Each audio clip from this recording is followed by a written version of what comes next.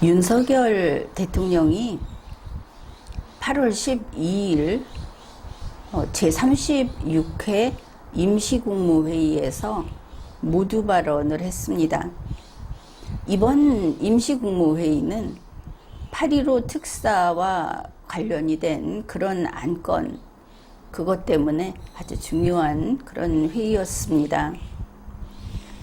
그런데 제20대 대통령실에 대통령의 말과 글, 아니 지금은 제일 앞부분에 올려놓은 그런 글이어서 이번에 이 문장 분석을 해보기로 합시다.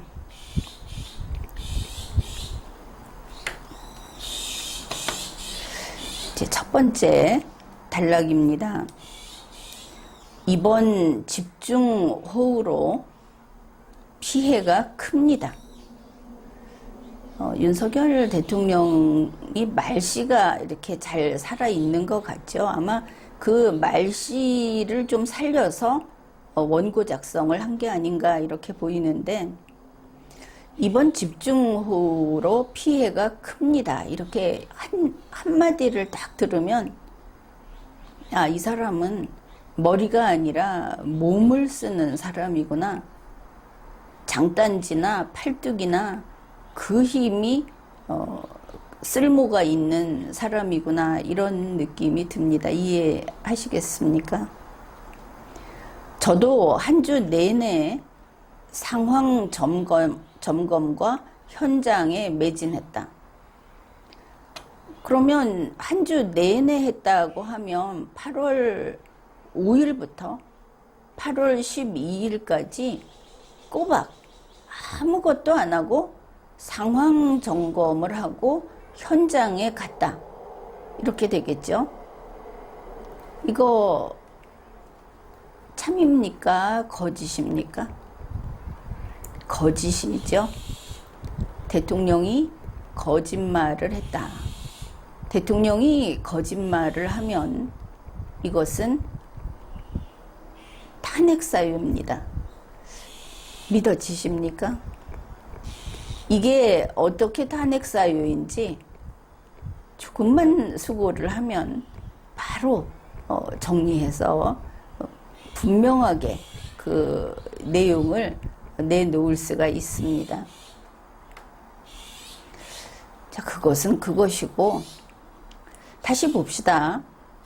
저도 한 주 내내 상황 점검과 현장에 매진했는데, 국무위원 여러분께서도 수시로 현장을 찾아 필요한 조치들을 신속하게 취해 주시기를 당부드립니다. 지금 앞부분과 뒷부분을 나눌 수 있죠. 윤석열은 어땠습니까? 한 주 내내 이 일 때문에 거기에 매진했다. 열심히 일했다. 그런데 국무위원은 어땠다? 앞으로 좀 해라, 당부하겠다. 아, 그럼 국무위원은 안 했구나. 문장은 이렇게 됩니다. 그래, 한마디로 줄이면 이겁니다. 윤석열이 나는 이렇게 했는데 이제 국무위원 여러분, 너희들이 좀 해야지. 너희들이 해. 이제 난 이제 더 이상은 못해. 더 이상 안 할래. 바로 이런 뜻이 됩니다. 문장을 쓸 때는 문장을 읽고 거기에서 강약, 그리고 어떤 결론이 나오는지까지 생각해서 써야 하는 거기 때문에 이 글은 그런 뜻이 된다. 그렇습니다. 그 다음에 윤석열 대통령이 어떤 그 발언을 하게 되면 그 연설문 작성하는 팀이 꽤 크죠. 하여튼 10명 이상 뭐 이렇게 거기 인원들이 있다고 하고, 또 그 연설문 작성하는 사람들이 스펙이 대단하다, 그런 뉴스도 나왔었습니다. 그런데 한국말을 제대로 못 쓰고, 그리고 애초에 남 앞에 나서서 말이나 글을 할 수 있는 수준이 아니다. 이건 그냥 깎아내리자는 게 아닙니다. 매번 그것을 확인하곤 했습니다. 지금 소개한, 즉 이번 집중호우로 피해가 큽니다. 저도 한 주 내내 상황 점검과 현장에 매진했는데 국무위원 여러분께서도 수시로 현장을 찾아 필요한 조치들을 신속하게 취해 주시기를 당부드립니다. 요 속에 벌써 뜻도 모르고 잘못 쓴 단어가 있다. 있다가 아니고 많은데 뭐 하나만 이야기를 하죠. 여기에 보면 매진이라는 말이 있습니다. 윤석열이 한 주 내내 상황 점검과 현장에 매진했다. 현장에 매진했다. 이렇게 되어 있습니다. 이제 매진이라는 말은 좀 문어투로 쓰는 말이죠. 어떤 일을 온 노력을 다 기울여서 해나가는 거, 이런 걸 뜻하고, 매진이라는 글자만 보게 되면 이게 힘쓸 매, 나아갈 진, 그 두 글자가 합해진 겁니다. 그러니까 거기에 힘을 써서 앞으로 나아갔다. 어떤 거에 전력을 다했다. 뭐 이런 뜻이 되는 겁니다. 그러면 상황 점검에 매진했고 현장에 매진했는데, 윤석열은 이 상황 점검이라고 하는 것은 현장에서 하는 거였구나, 이래야 되겠죠. 상황 점검이 상황실에서 하는 거라면 현장에는 갈 수 없지 않습니까? 매진은 올인하는 걸 뜻합니다. 어느 거 하나에 이거 했다 이게 아니고, 그래 그러면 현장에서 하는 상황 점검에 매진했구나, 그걸 일주일 내내 했구나, 이렇게 되는 겁니다. 잘못 쓴 게 맞죠. 그런데 이제 우리 국어를 쓸 때 보통 1인칭 서술에서, 그러니까 스스로 나는 이 일에 매진했습니다, 이렇게는 잘 쓰지를 않습니다. 3자적 시점에서 그는 어떠한 일에 매진했다, 이렇게는 쓰죠. 그리고 또 어떨 때 쓰느냐 하면, 여러분 우리 이 길로 매진합시다, 이럴 때 가장 많이 씁니다. 그래서 과거 시제로 이야기할 때는 3자적 시점에서 기술할 때, 서술할 때 쓰고, 그게 아닐 때는 미래 시제에 아주 잘 어울리는 말이다. 매진하자, 매진합시다, 이렇게 쓴다. 그런 것이죠. 그 다음에 또 있습니다. 이 매진한다라고 하는 거는 전력을 다해서 어떤 일을 한다, 이렇게 되죠. 그러면 무엇에 매진하는가 하는 이 무엇의 부분은 뭐냐면 매진할 수 있는 거여야 하는 겁니다.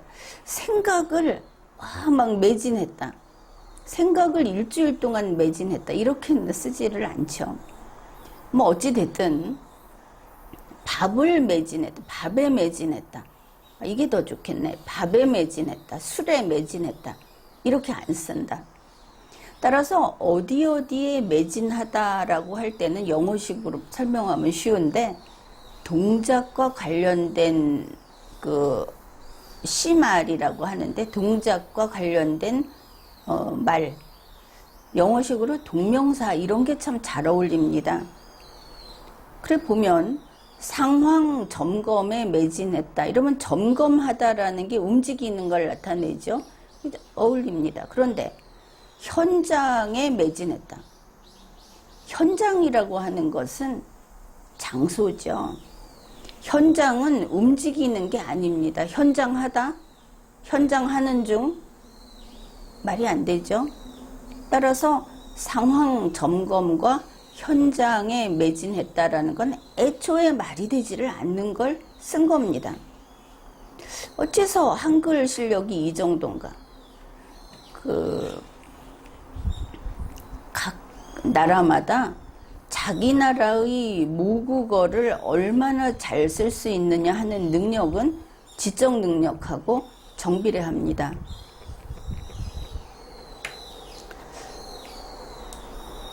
그 다음에 이제 두 번째 단락입니다. 이번 수해로 피해를 입으신 국민들이 조속히 일상으로 복귀할 수 있도록 신속한 피해 지원과 복구에 모든 가용 자원을 총동원해 주시기 바랍니다. 이랬습니다. 쓱 들으면 아무 문제 없어 보이죠? 워낙 지금 우리나라에서 정치인 카르텔에 있는 사람들은 그래도 좀 뭐 좀 한다 하는 사람들인데 그들의 수준이 형편없기 때문에 언론사까지도 이걸 따라가고 있기 때문에 아마 별 문제 못 느낄지도 모르겠습니다. 자, 우선 내용을 봅시다. 이번 수해로 피해를 입으신 국민들에게 대상이 여기 한정이 되어 있습니다. 모든 가용 자원을 총동원해라. 그러니까 모든 가용 자원은 여기 다 가야 하는 것이죠. 이렇게 대통령의 지시에 따르고 나면 가용 자원 제로가 되는 겁니다. 상황을 하나하나 정리하면서 따라오면 됩니다.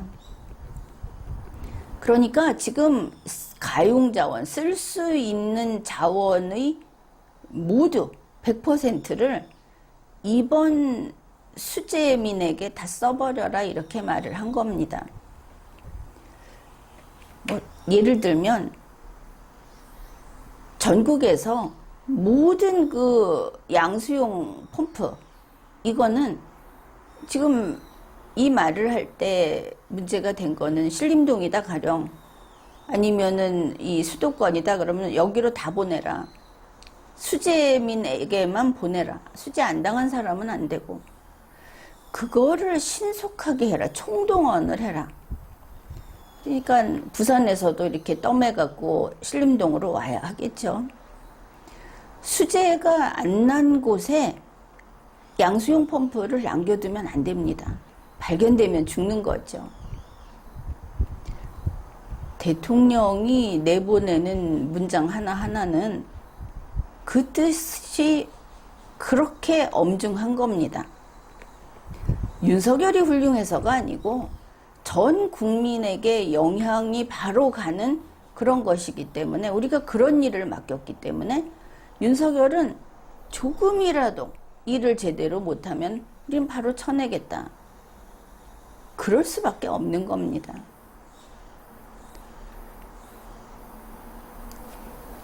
그런데 이제 표현을 봅시다. 여기 모든이라는 말을 쓰고 신속하게, 조속히 이런 말을 쓸 때 그 자연스러운 할 수 있는 범위라는 걸 생각 안 하고 즉시라고 말을 하고 있죠. 이런 사람은 그 업무 파악을 못하고 있는 겁니다. 모든이라는 말은 써서는 안 된다. 뭐 이렇게 알아두면 가장 쉽지 않을까 그렇게 봅니다. 자, 여기에 말을 어떻게 쓰느냐. 자, 이번 수해로 피해를 입으신 국민들 이렇게 말을 했습니다. 뭔가 말이 씹힌다고 느끼죠. 수해가 뭐냐 하면 물로 인해서 피해를 당하다 이런 뜻입니다. 수해. 피해 중에 물 때문에 생긴 피해. 거기에 그래서 피해라는 말이 아예 포함이 돼 있습니다. 수해 속에. 그 다음에 수해로 피해를 이렇게 말했으니까 피해는 뭐냐?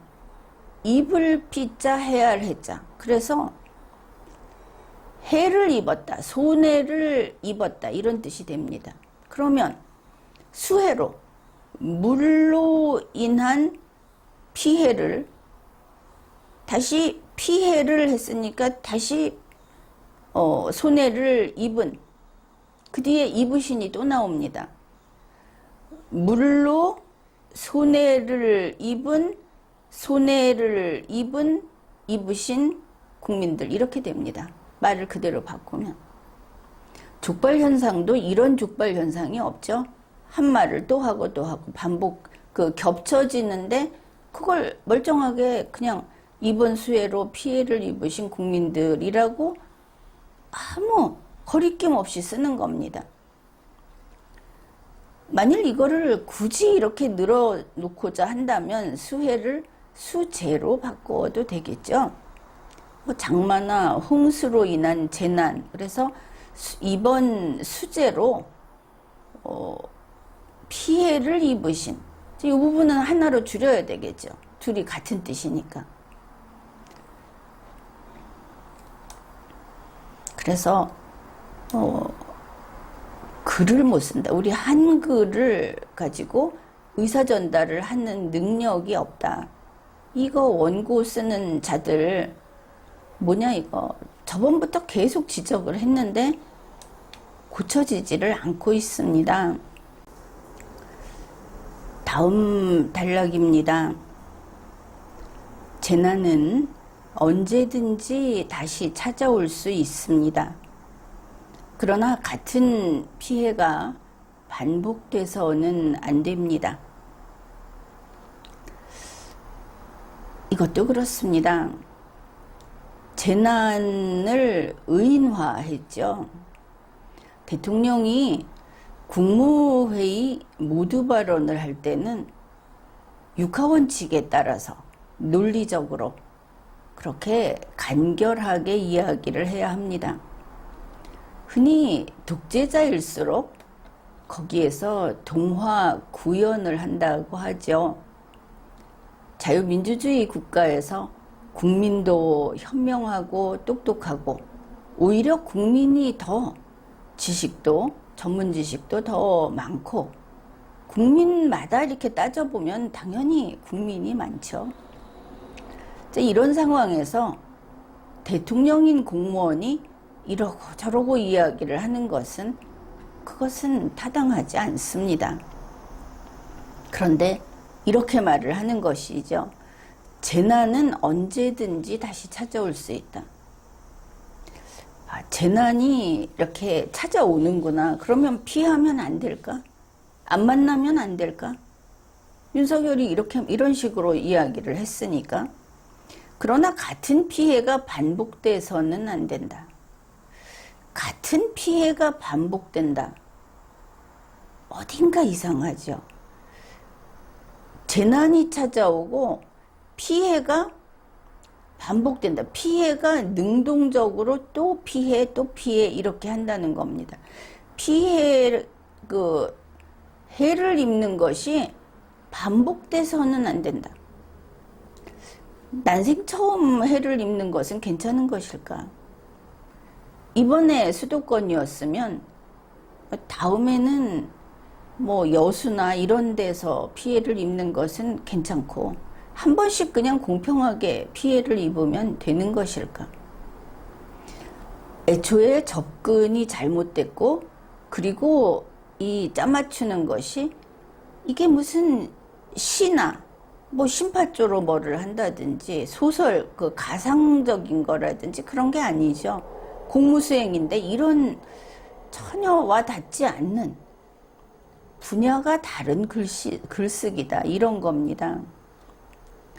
또 재난은 늘 서민과 사회적 약자에게 더 큰 고통과 피해로 다가온다는 사실을 늘 잊지 말아 주시기를 바라겠습니다. 바랍니다도 아니고 바라겠습니다 이랬습니다.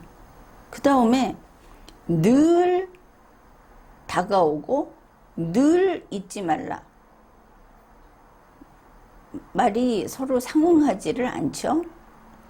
또 재난이 서민과 사회적 약자에게 늘, 그런데 이것도 참 이상한 것이 사회적 약자는 다양하죠.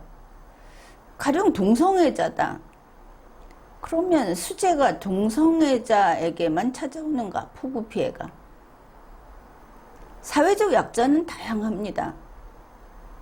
만일 몸이 어느 부위가 불편한 사람이라고 해서 수재가 이 폭우 피해가 찾아가는 것은 아니죠.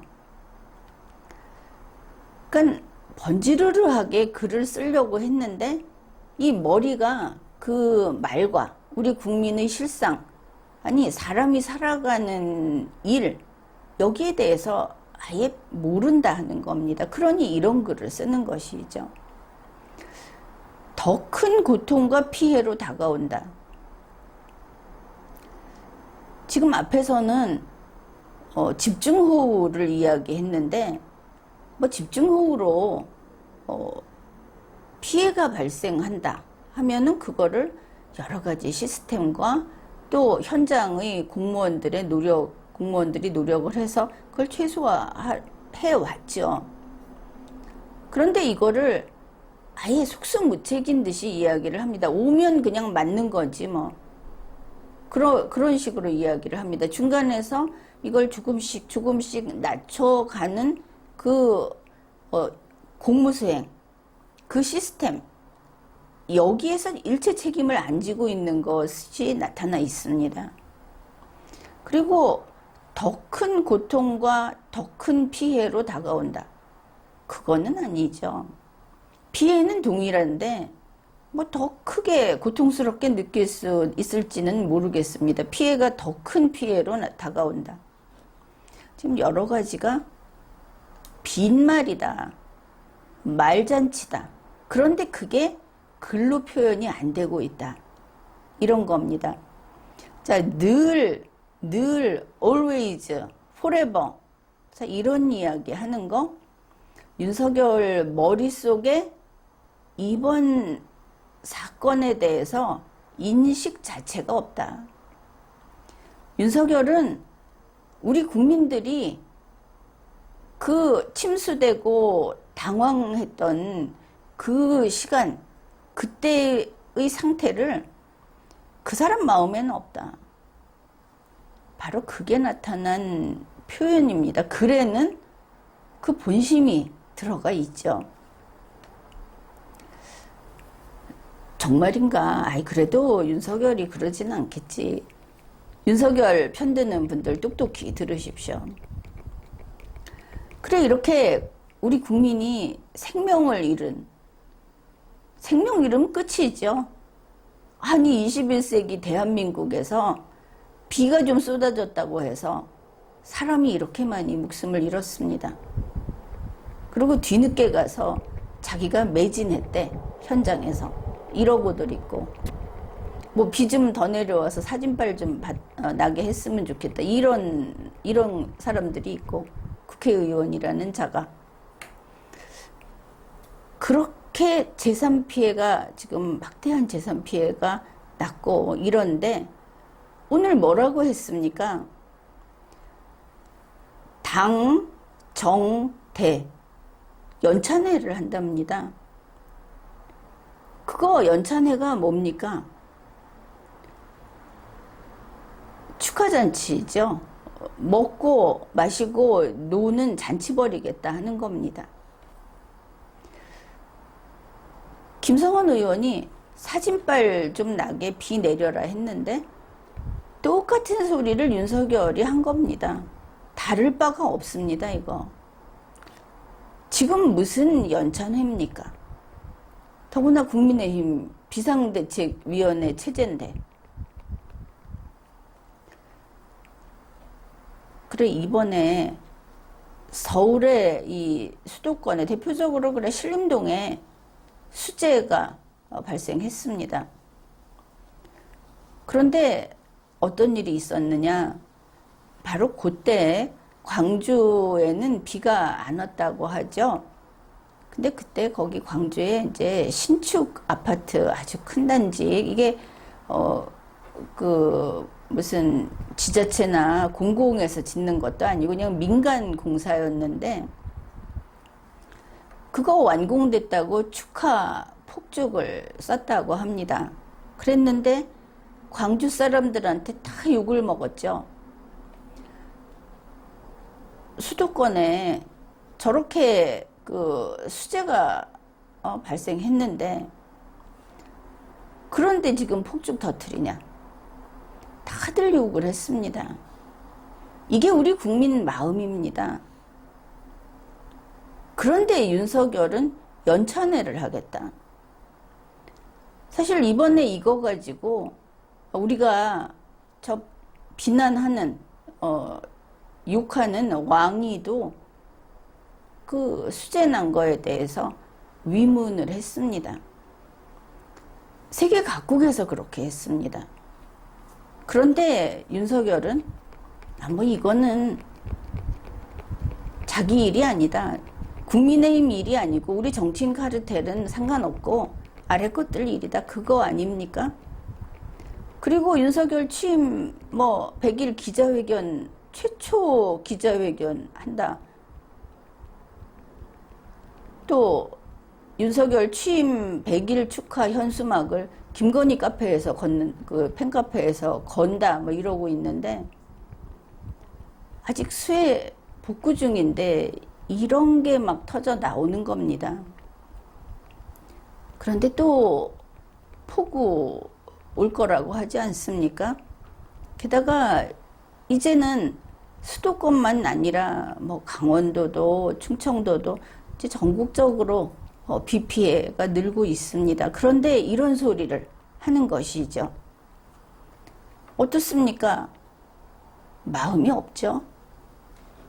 마음이 없이 이런 소리를 하는 것은 국민을 우습게 하는 겁니다.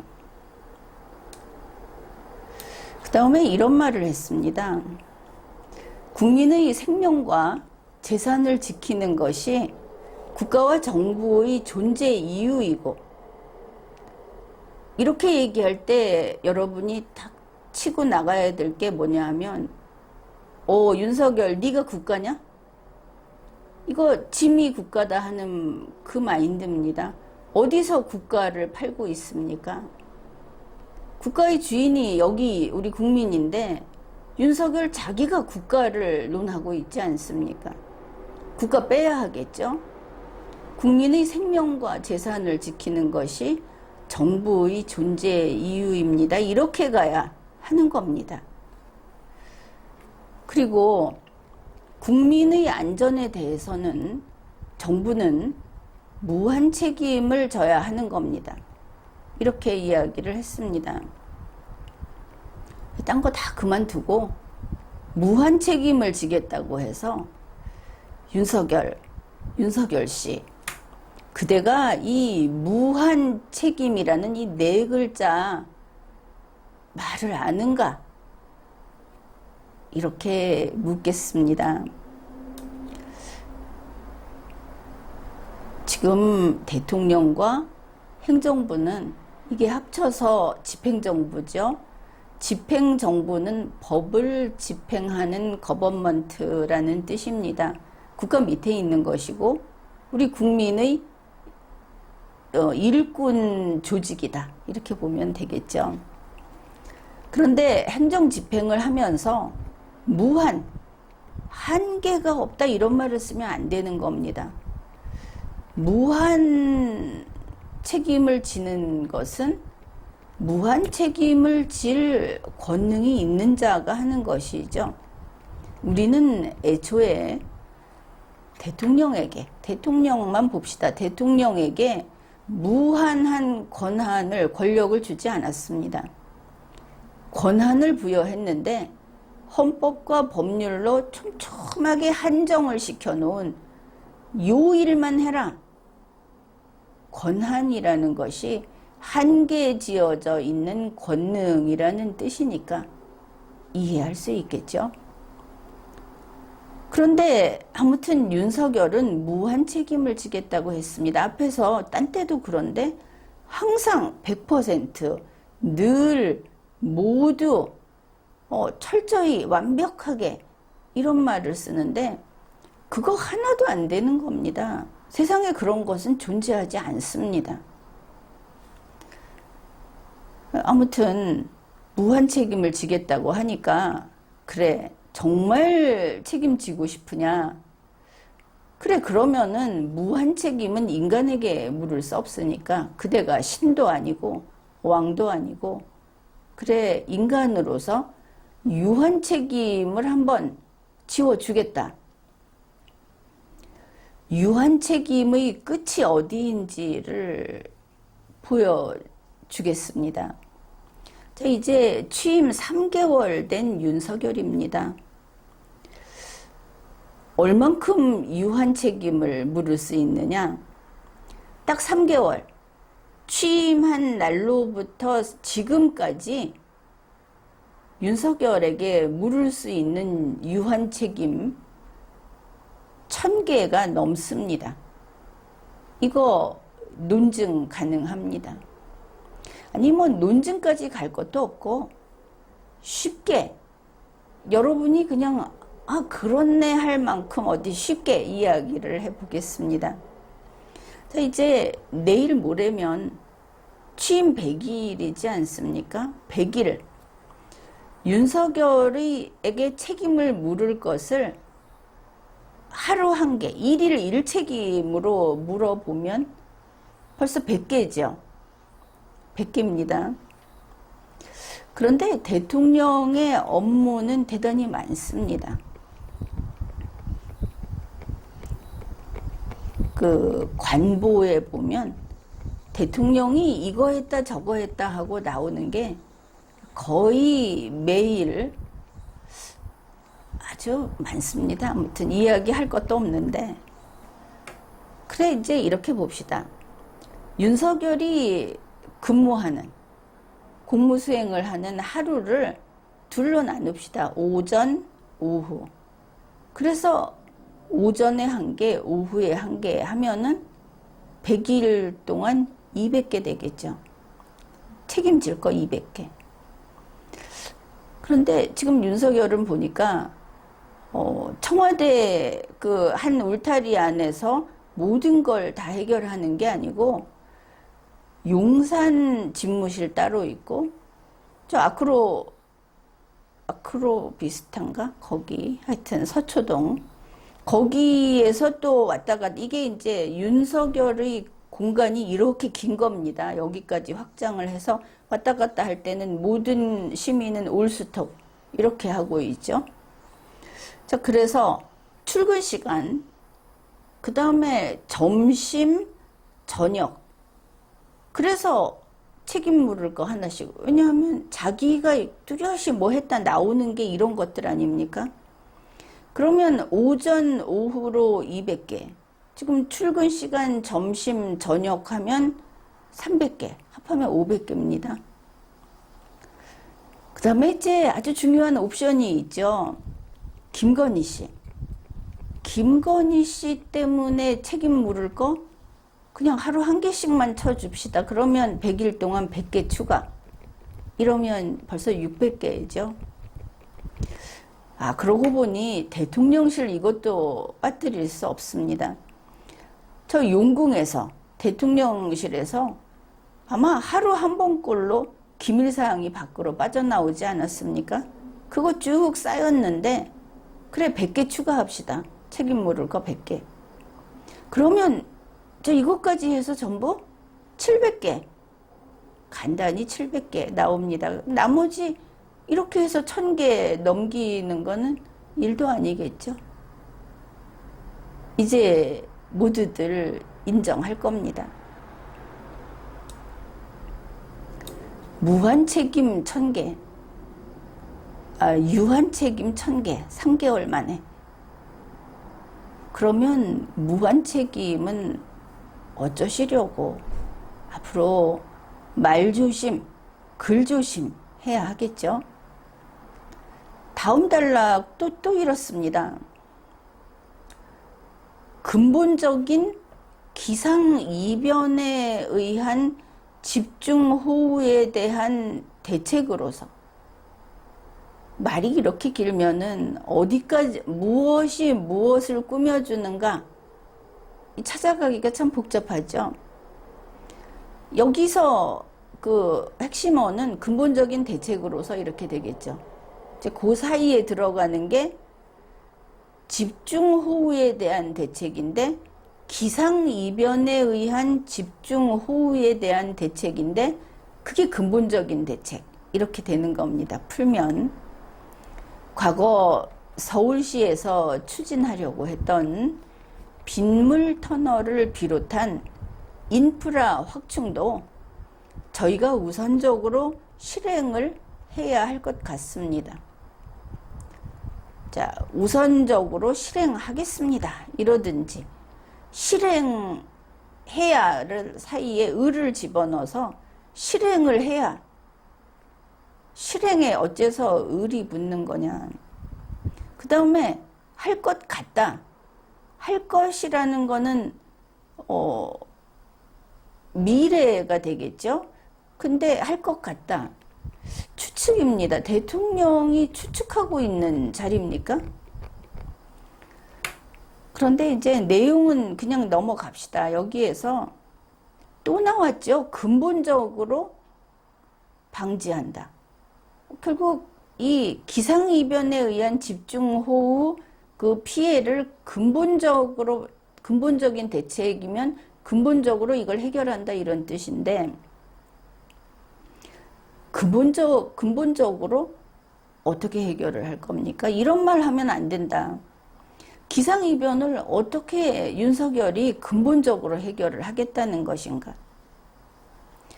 지금 뉴스에 조금 나오고 하는 빗물터널이라고 하는 것은 기상이변 방지용이 아닙니다. 기상이변 근본 대책용이 아닌 겁니다. 이게 아다르고 어다른 정도가 아니고, 애초에 뭐가 뭔지 모르고 글 쓰는 사람도 모르고 쓰고 받아 읽는 사람도 모르고 낭독하고 이러고 있다 하는 것이죠. 여러분, 그래도 대통령이 어려우니 알아서 하겠느냐, 또 대통령은 그래도 좀 잘 알지 않겠느냐, 나보다 훌륭하지 않겠느냐 이러는데, 무슨 근거로 여러분보다 훌륭하다고 합니까? 윤석열 씨는 자기 손으로, 자기 숟가락으로 밥 떠먹을 줄 아는 사람, 그 정도 우리가 인정해주면 과분하다, 이렇게 봅니다. 왜냐하면 3개월 동안 충분히 보여주었으니까. 그 다음에 아울러 안전 취약 지역을 철저하게 점검하고, 자, 철저하게, 쉽지 않은 것이죠. 작은 위험 하나까지도 조치해서, 그러니까 작은 위험도 다 없애야 하는 겁니다. 이게 결국은 완벽하게, 완전히 모두 여기에 포함이 되죠. 그런데 그 조치를 어떻게 하느냐? 선제적으로.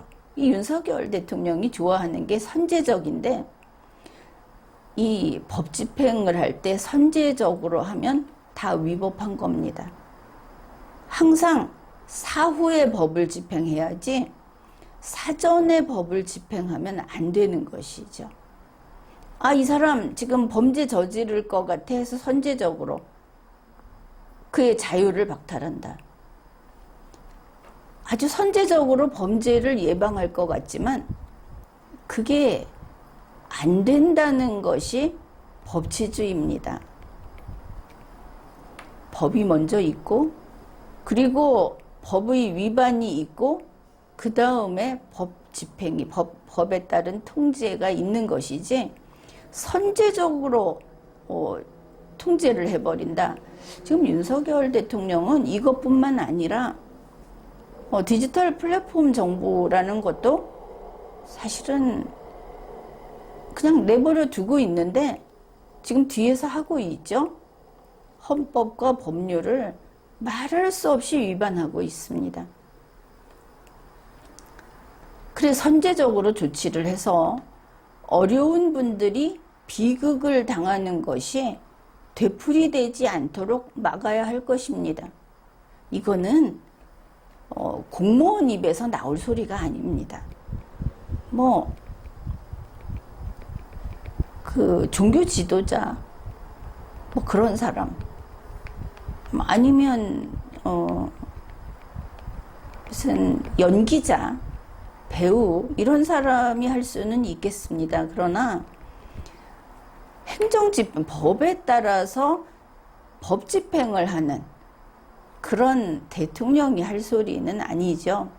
어려운 분들이 비극을 당한다. 도대체 비극을 당하는 게 뭐냐? 무슨 뜻인지는 압니다. 그러나 이게 어려운 분들이 비극을 당하는 예산이라는 거 됩니까? 예산 책정 가능합니까? 그게 안 된다. 이 말이 아예 비문이다. 공무원이 쓸 수 있는 말이 아니다. 만약에 이런 식으로 공소장 작성하면 그러면 도대체 누가 기소가 되는 대상인지 어떤 경우에 되는 건지 기준이 없죠. 그래서 이렇게 하면 안 되는 겁니다. 이제 모두라는 게 또 나온 겁니다. 철저히 점검하고 작은 위험 하나까지도 다 선제적으로 조치해서 물 셀 틈 없이 막아버려라 이런 얘기인데 그러면 어려운 분들이 비극을 당하지 않아야 되니까 어렵지 않은 분들은 죽어도 되는 거냐 이런 것이죠.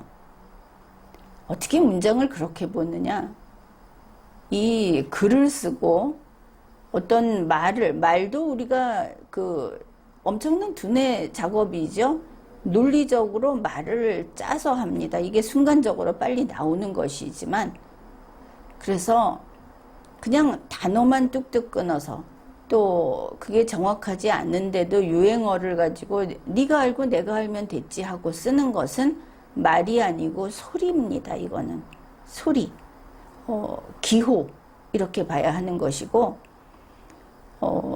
그 구조를 갖춘 말, 글 이런 것은 바로 이와 같은 문제를 다 사전에 제거하고 해야 하는 것이고 바로 그래서 이게 논리적인 능력이 그대로 드러나는 그런 부분입니다. 아예 문장이 되지를 않는다 하는 것이죠. 이제 그리고 제일 앞에서 그 얘기했죠. 자, 나는 이렇게 했는데 이제 국무위원 여러분도 현장에 가서 이렇게 하기를 당부드립니다. 자, 이거 서두에 제일 첫머리에 이거 얘기할 자리입니까? 이제 국무회의를 하면서 8.15 특사에 대해서 안건을 이제 다루게 될 텐데 처음 시작하면서 나중에 가서 우리 집에 자주 놀러 오고 이런 소리를 한 겁니다. 바로 이 부분은 제일 말미에 사실은 이야기 다 끝나고 마지막에 모두 발언엔 들어갈 수 없는 것이죠. 위치가 틀렸습니다.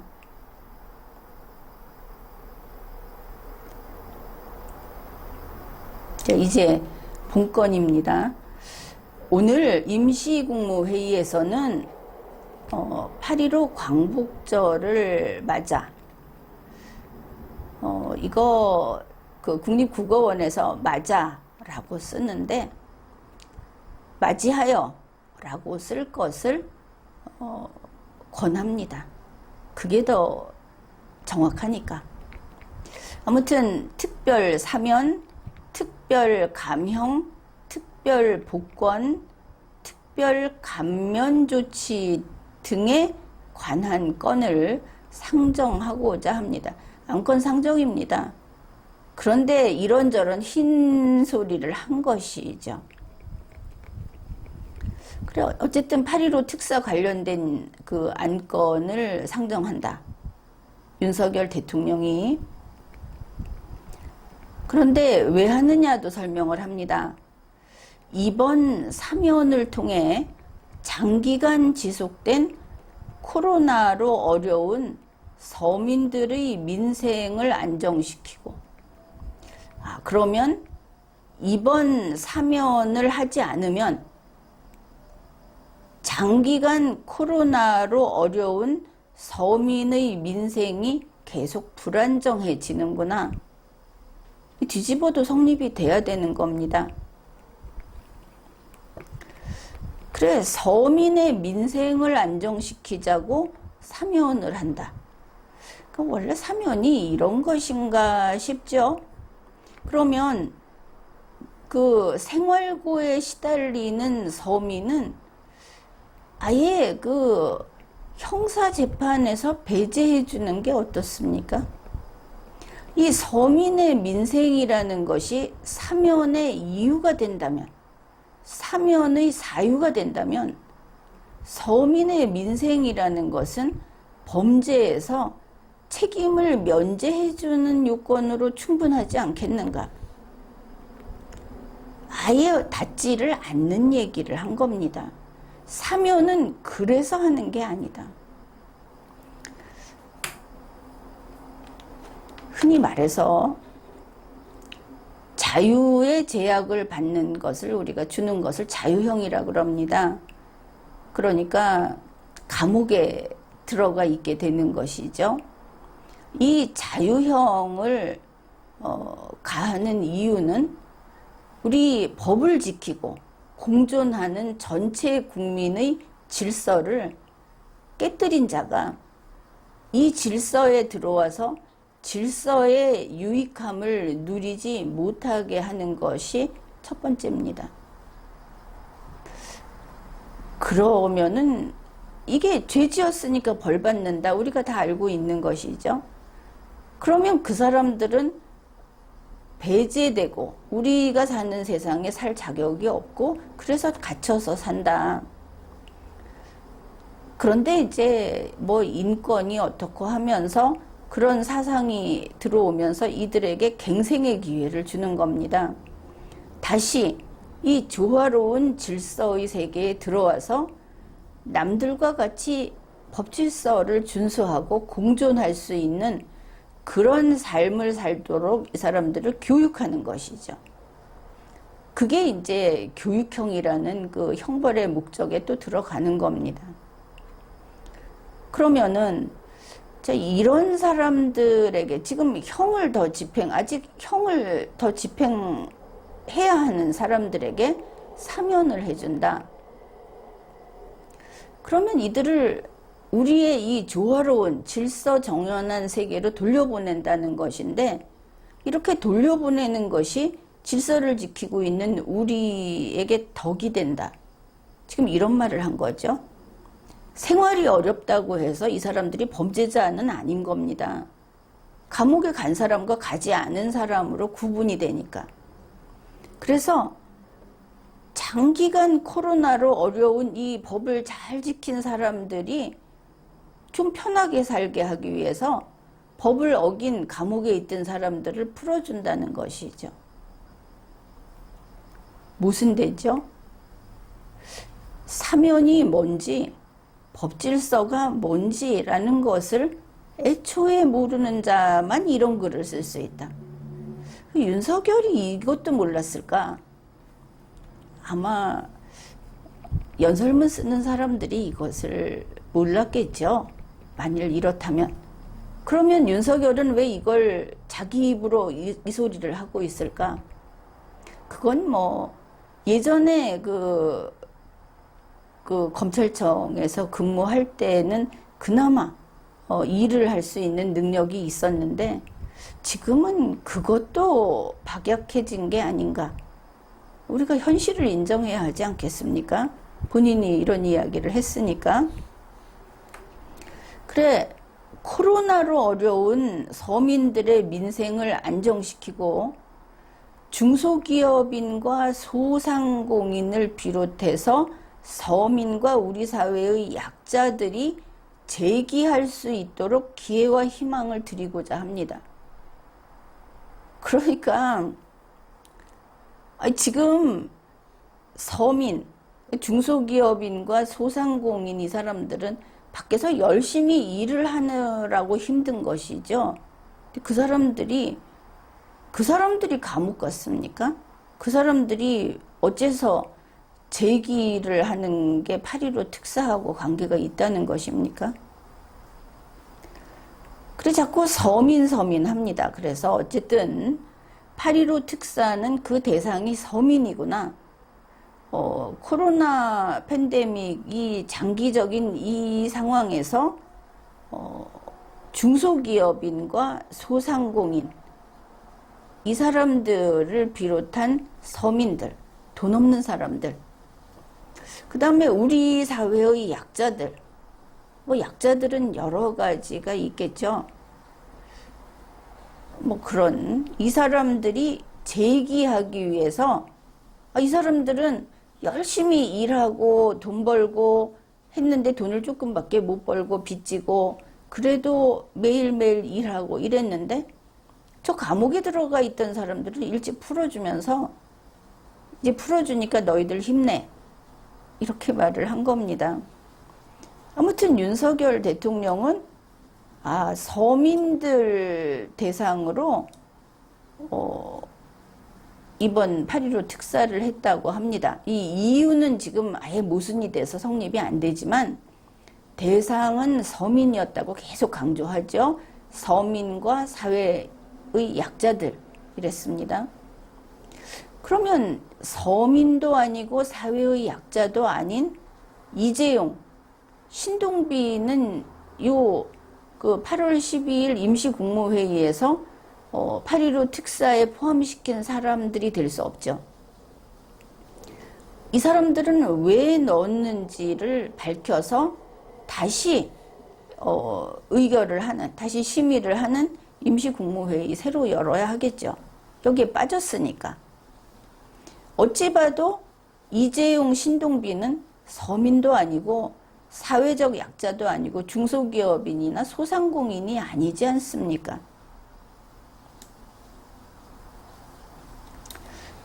또 이렇게 이야기를 합니다. 사면의 대상과 범위는 어려운 경제를 극복하기 위해서 그 대상과 범위를 정할 때 어려운 경제를 극복하기 위해서 신중하게 결정했다. 각계의 의견을 넓게 수렴해서 신중하게 결정했다. 여기에 국어를 쓸 줄 모른다는 게 또 나오죠. 사면의 대상과 범위를 넓게 의견을 넓게 수렴했다. 의견을 어떻게 넓게 수렴을 합니까? 넓다, 넓게 라고 하는 것과 널리 라는 것은 다르죠.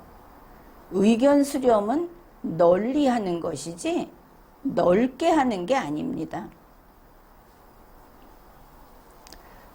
이번 특별 사면으로 국민 모두가 힘을 모아서 경제 위기를 극복하는 계기가 되기를 바랍니다. 이랬습니다. 자, 특별 사면을 받는 사람들은 쉽게 말해서 감옥에 있던 사람들입니다. 우리 국민 모두는 감옥에 있지 않습니다. 감옥에 있던 사람들이 감옥에서 나오면 우리 모두가 힘을 모아서 경제 위기를 극복하는 계기로 삼아라. 이 사람들이 안 나오면 보니까 무슨 좀도둑이라고 하죠.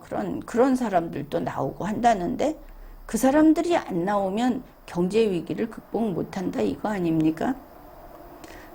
우리 모든 국민이 왜 이 특사 대상들 때문에 우리의 삶이 바뀌어야 하는가? 국민이 특사로 뭐 달라지는 거 있습니까? 아니, 혹시 이번 사면으로 나오는 사람들 때문에 경제가 어려워졌던 겁니까? 무슨 소리를 하는 거냐?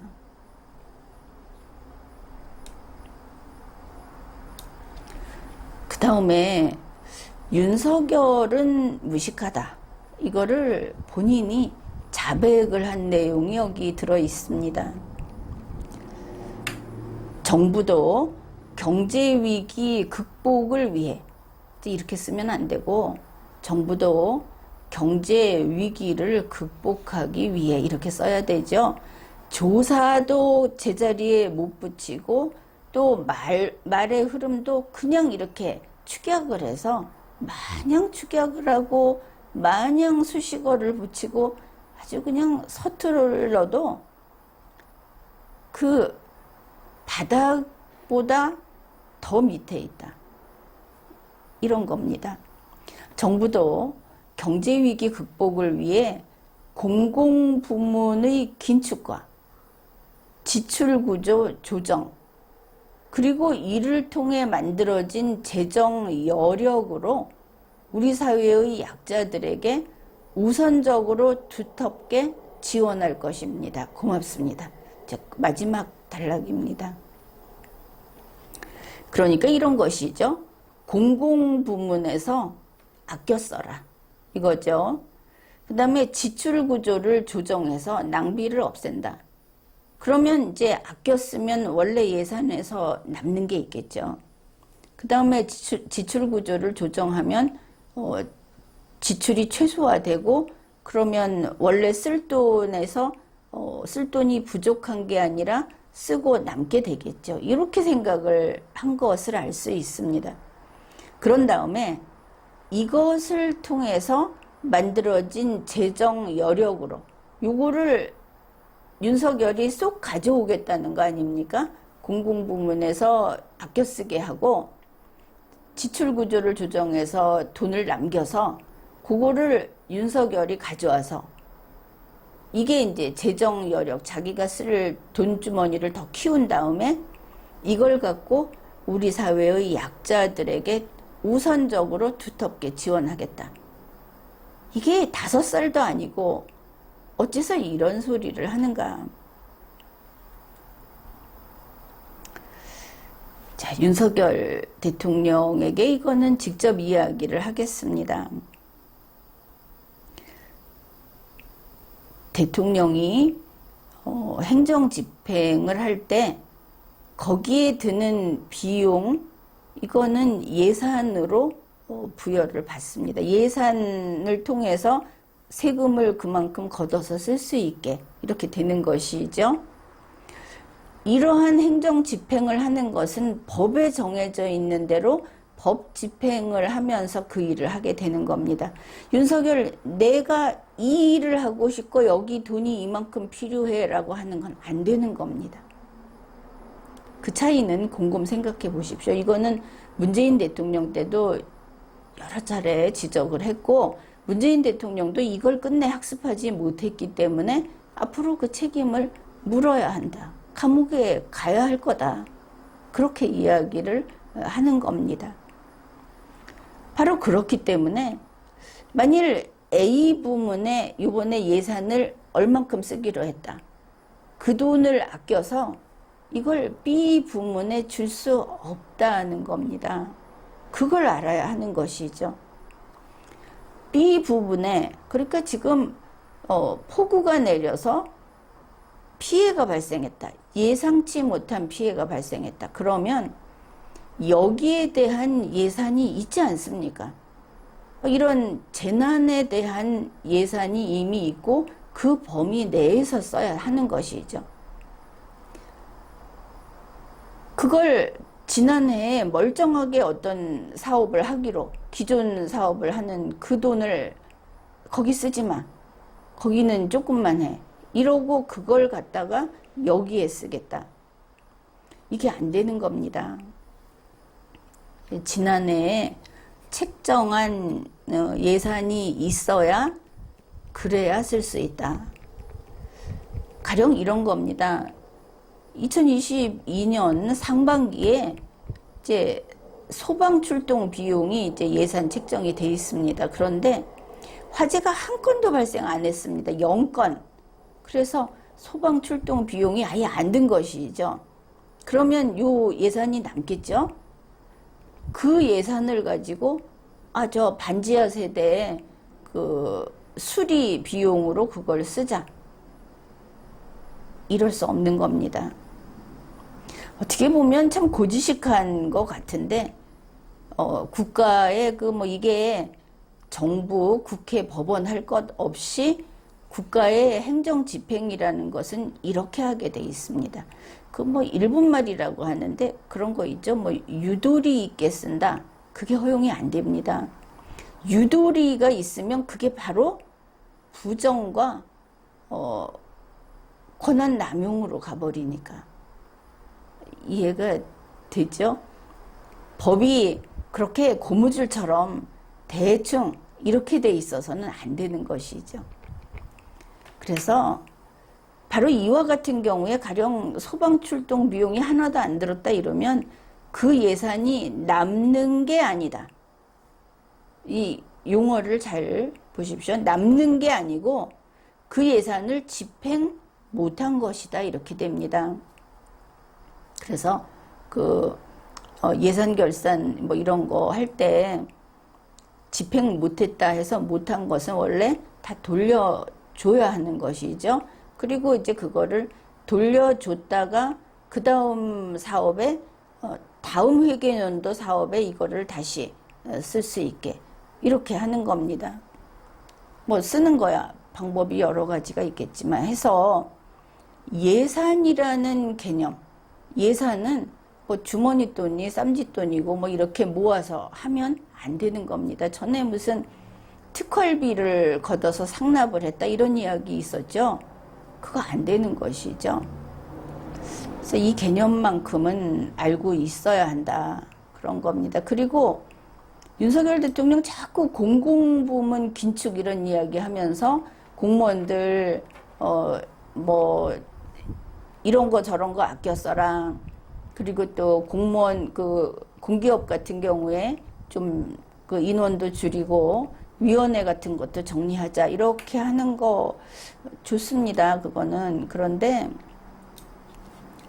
이 공공부문 긴축할 때 가장 먼저 긴축해야 하는 공공은 대통령, 대통령실 그런 겁니다. 정부 이렇게 되겠죠.